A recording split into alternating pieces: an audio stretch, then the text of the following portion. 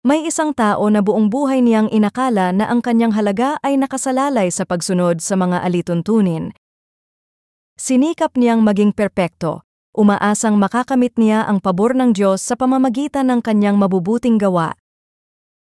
Ngunit sa kaloob-looban niya, ramdam niya ang pagkaalipin. Isang pabigat na hindi niya kayang buhatin mag-isa. Sa kanyang sulat sa mga taga-Galasya, ipinaalala ni Pablo na hindi maliligtas ang tao sa pamamagitan ng pagsunod sa kautusan. Ginamit niya ang kwento nina Ishmael at Isaac. Si Ishmael, na ipinanganak sa alipin, Hagar, at si Isaac, na ipinanganak sa isang malayang babae, Sarah. Si Ishmael ay sumasagisag sa lumang tipan, kung saan sinusubukang makamit ng tao ang kaligtasan sa sariling gawa. Samantalang si Isaac ay sagisag ng bagong tipan, ang kaligtasang nagmumula sa pangako ng Diyos. Itinuturo ng talatang ito na hindi natin kayang abutin ang kaligtasan sa sarili nating kakayahan.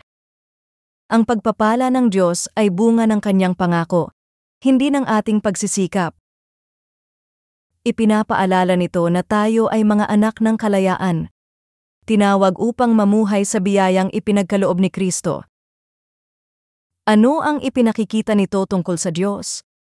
Siya ay Diyos na tumutupad ng kanyang pangako at nagnanais ng ating kalayaan, hindi ng ating pagkaalipin.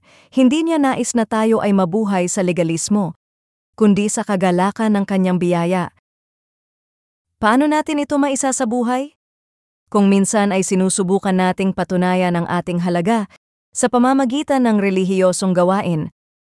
Ngunit dapat nating alalahanin na hindi sa ating ginagawa nakasalalay ang ating pagkakakilanlan, kundi sa ginawa ni Kristo.